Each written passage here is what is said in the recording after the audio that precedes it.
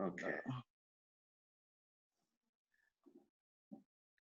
All right. This is Ubuntu, a global conversation with Africa. Welcome, everyone.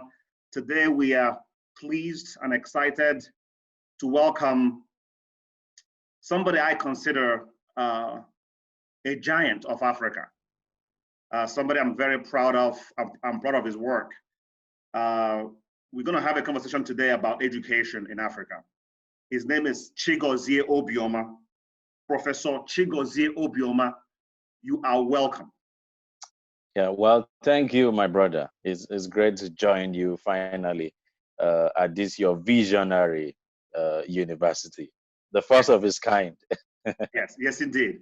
And you know, Chigozie Obioma, many may not know this, but I actually have met with you on several occasions. I know you personally.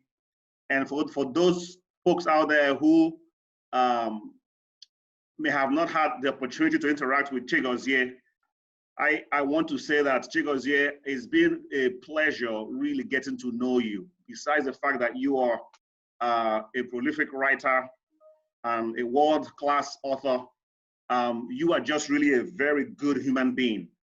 Chigozie is, you are empathetic, very generous and kind, and that is something that is worthy of emulation in today's African leaders. So once again, thank you for your work, and thank you for also leading by example. Thank you, my brother. It's a pleasure, and I can say the same, even more about you. Well, thank you. It's a pleasure. So again, I know that your time is slim this morning, and we are very pleased to have you join us, that you could carve out time to be with us today. So let me go straight to the discussion of today. We are talking about the humanistic of African education. Yeah. And so, first of all, let me ask you, why did you choose that name? Why was that topic, the humanistic of African education, what was that topic of interest to you? So two reasons. Number one, probably the most dominant religion in Africa is Christianity or Christian or Islam. So, but it's either of the two. So, and Africans, generally speaking, are very religious. So, when you want to effect change in any society, or when you want to inject any form of idea into a society, you have to first till the ground. It's like, it's a kind of the same thing or similar to farming. You don't just go and start plowing. You don't know what kind of soil you have. So you have to speak to them in the religion, in the language with which they are accustomed to. So doing anything biblical, or having a kind of a topic that has a religious hook to it is interesting in that sense. Number two, hermeneutics has something to do with the interpretation of something. So who is interpreting what? So my friend Chika Inigwe, we had the Igbo conference, World Igbo conference. We were supposed to convene at Nsukka, but because of the pandemic, we had to do a visual one. And during one of our talks, she mentioned about how the names of things have been changed because of those interpreting them, those giving meaning to whatever phenomenon we have. For instance, the About Women uprising is of 1925 is known as the About Women riot. And so who made the interpretation? What is the heuristic or the hermeneutic source of that phrase about women right? It is because the colonialists, whom the women were protesting, saw it as a riot, while to them it was an uprising. So in short, my idea of an African education would be reinterpreting what we already have as education. So here's a question here for you. How did Africans educate their children and students before their lifestyle and their societies were interrupted by colonization? And feel free to use any case in illustrating this. Yeah. So what we normally would do, because the continent is so vast and it's resources, but in terms of human ethnicity, excuse me, and what have you, so immense that we can only speak with microcosms. So I'm going to use a few nation states as example. So, but what I think the educational system was before pre-colonial times, it was mostly community based, So, for instance, the was relied on what is called, what I like to call general pool philosophy. So if there's a kind of a crisis, for instance, there's a gap in world knowledge. So if you look at socio-political systems across the world, so and so system, democratic, socio-political system, what is the source? Rome. Socialism, what is the source? You trace to the writing of the German intellectual Karl Marx. Okay, so you never hear that any of these emanates from Africa. You don't hear of any philosophical principle that comes, but we had philosophies. In fact, in any body who is seen as eloquent in Igbo land, you are a master of philosophy because before you make two sentences, you have dropped 3 or 4 proverbs, So what happened was that the philosophy that Marx is writing or that Hegel is writing, these were individuals writing ideas into paper, but there was a pool of ideas, So, okay, for instance, we say Uche Buapa, everybody, which means that everybody, wisdom is like a bag which everyone carries. So, which is so that is a principle that underscores the idea of free speech.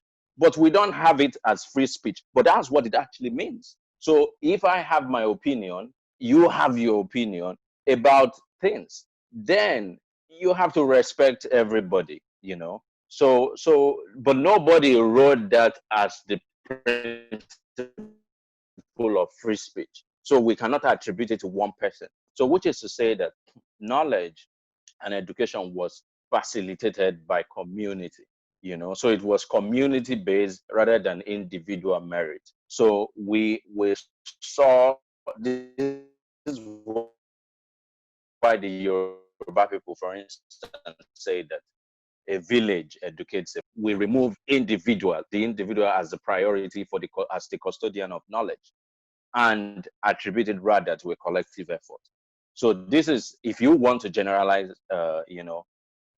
look at how education was, with a kind of a panoptic view across Africa, this would be the one thing that we would have in common. Brilliant, brilliant. And I'm so glad you made that distinction between democracy, socialism, and an alternative, which is African. Because oftentimes Africans have fallen into the trap of tending to become socialists as an effort to push against Western colonization. So they go towards socialism, but that is still not ours. So I'm very glad that you were able to point that out, that we have a different system that is not Western democracy, is not Western socialism. It is more or less like a communalism type system. Question: help us paint a picture of an ideal African education system. In that system, who teaches? Who are the students? And who are the administrators? And are there any role for the parents? So one thing that you will see, even if you go to the Caribbean, one thing that has been, one thing that has stayed with Africans who were taken on slave ships across the transatlantic, uh, especially in the Caribbean, and to some extent the African Americans, is the culture of deference and respect. So, for instance, so there's a place we believe that wisdom has something to do with age. This is because of lived experiences. So if you have been through life ahead of someone, you've experienced things, you've heard things, you've had 1,000 discussions. Maybe a 5-year-old has only had 10, so you've acquired more knowledge. So in that way, parents and elders were seen as natural teachers. So I think you would have an African-based educational system. I think, or I imagine, would be one that you have natural teachers, and then you have trained or apprenticed teachers.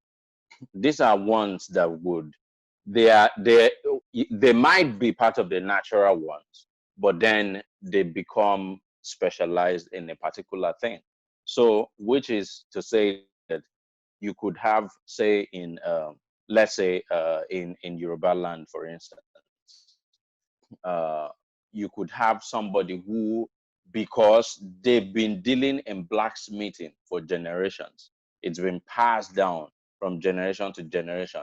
They can teach everybody else how to do that particular, how to about that skill. So those are apprentice and trained ones. So this will be the layers of teachers that we would have. So which is to say that, for instance, my grandmother just died last month, and one of her skills for a long time was these uli designs. She was very skilled at that. She could paint houses, the motifs we put on buildings in Igbo, architecture. These very beautiful motifs they use in ZBD, right? And she understood that, language. So I don't know if she did, she did it a long time ago, but that was a skill that she learned specifically from someone, and so you would have those kinds of people, which is to say that there could be a place for professors, for teachers, but those ones will not be the natural teachers, which is to say that everybody can teach other people, but then you still have some kind of trained people.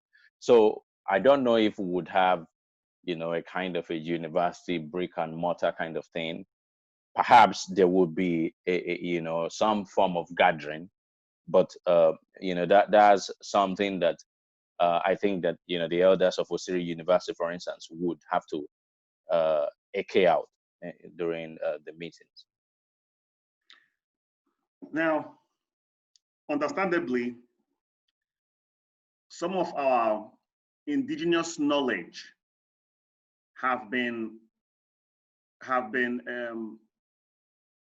separated from us. You use the Yorubas blacksmithing as an example. Now, some of the Yorubas who were professional blacksmiths, even in some of the Igbos, probably no longer do that today. Mm-hmm. So the question to you now is, what should the goal of education be like in Africa? What should the goal now be?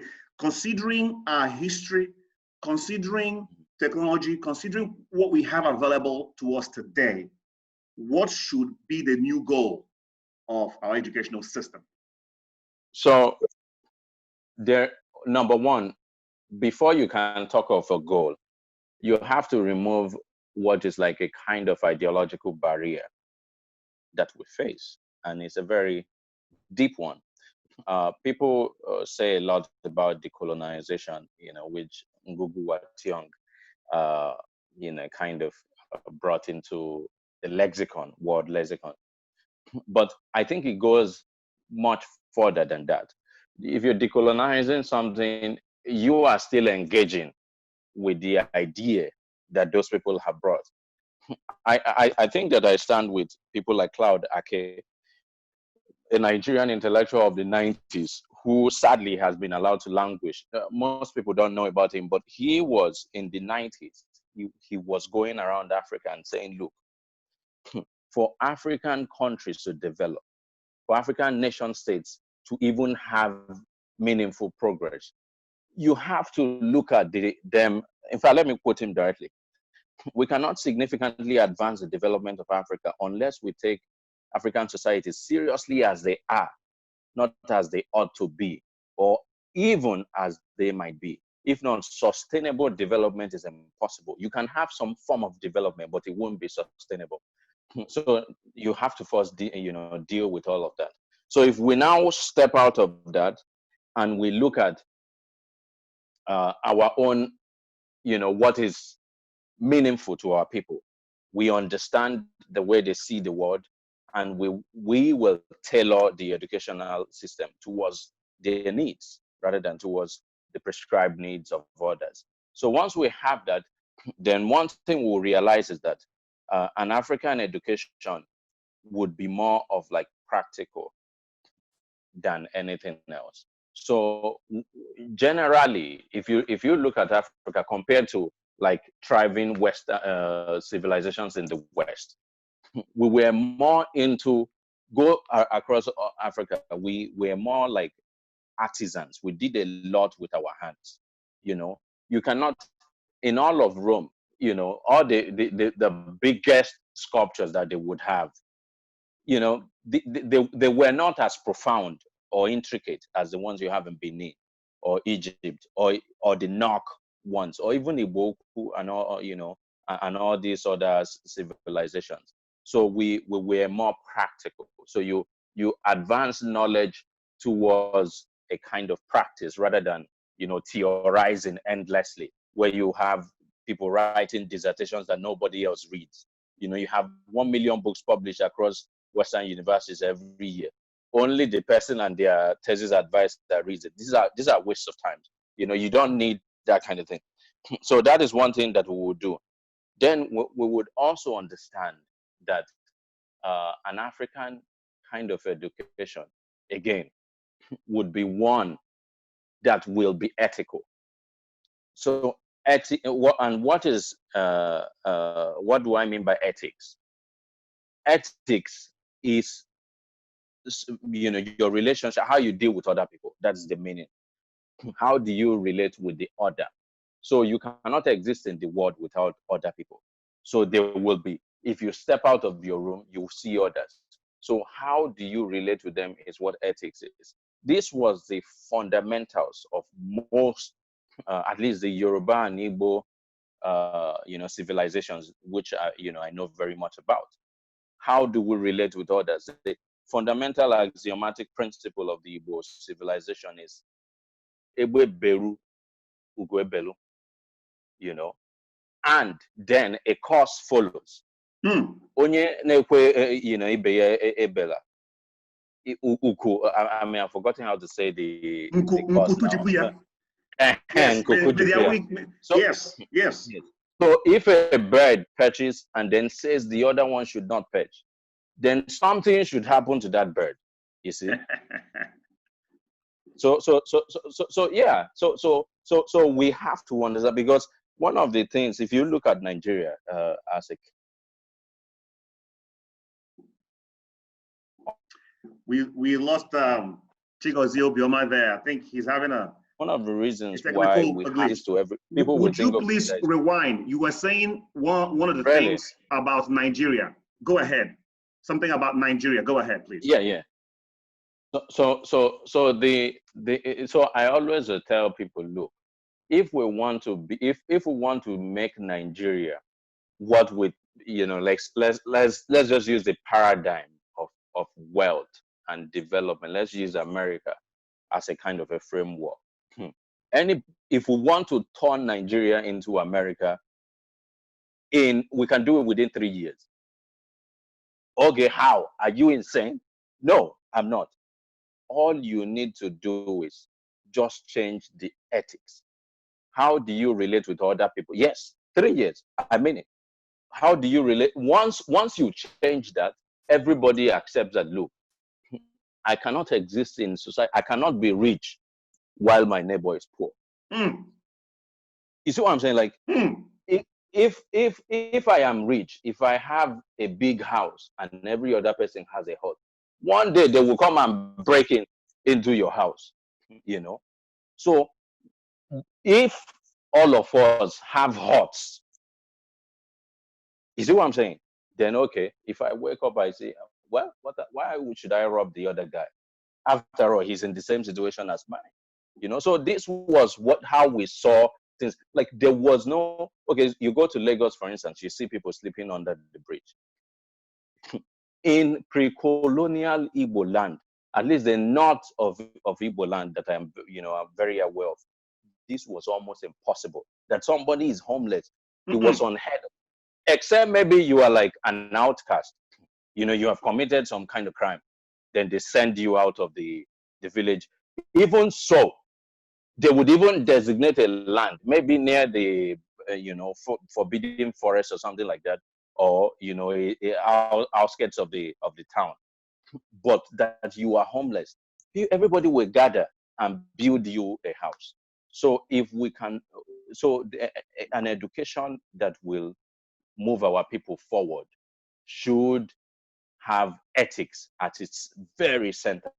So the last point that I will make about what my vision of an education will be is, when we talk about indigenous African knowledge, people always would say, well, but that means that it is fixed in the past. No.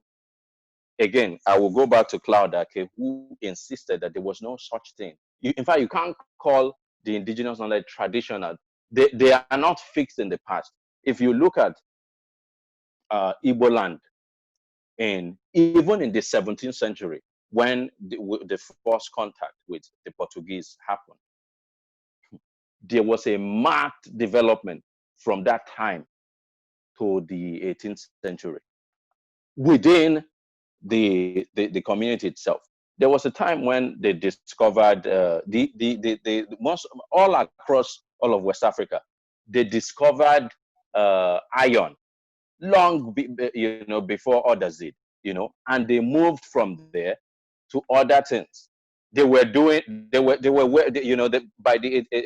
19th, 17th century, they had moved from wearing just like fig, thatches around the body, to actually clothing, and so there was progress within it.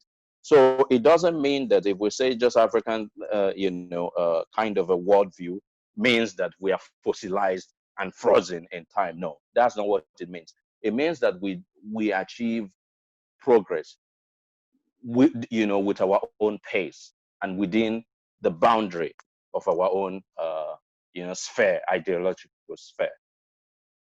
That's powerful.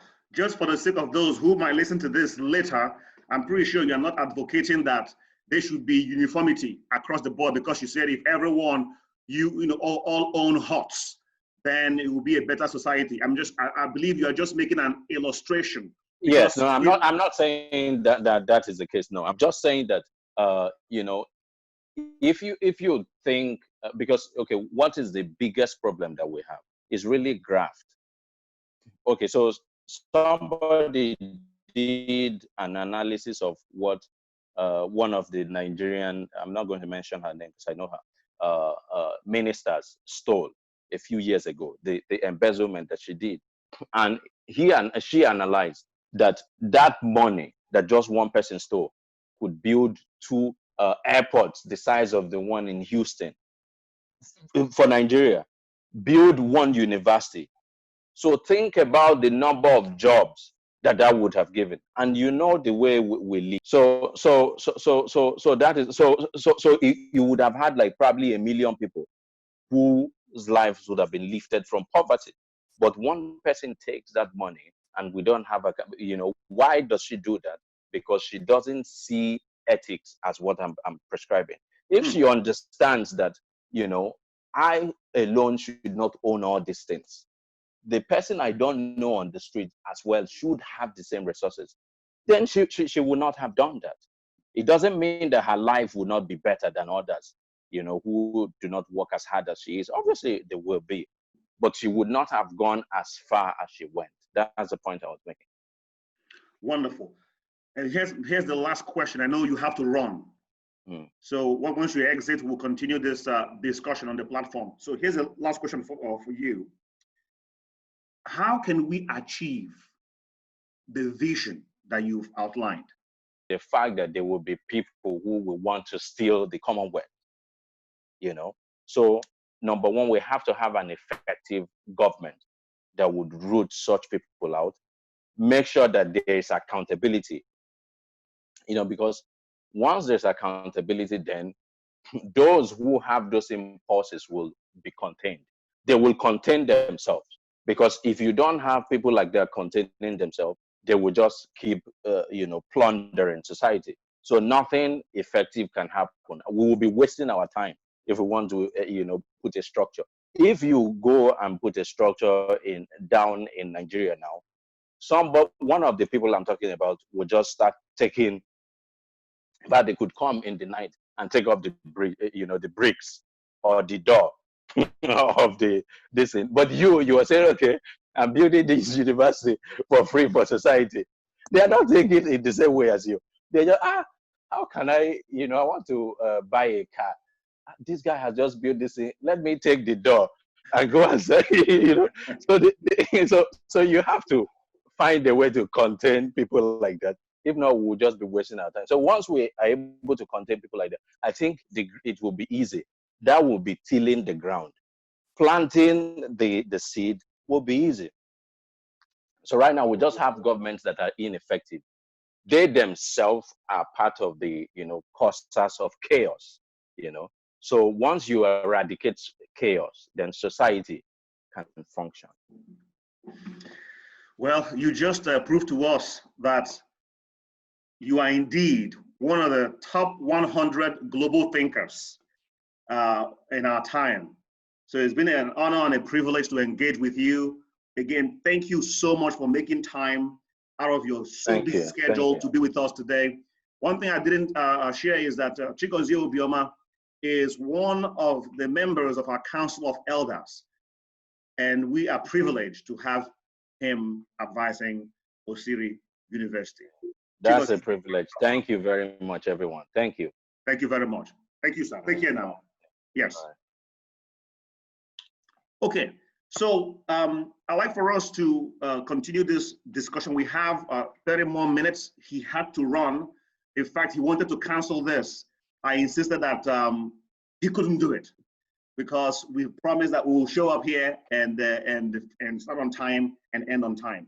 So we are thankful that he was able to show up. So are there any thoughts? What are some of your reactions based on what you have heard him say today?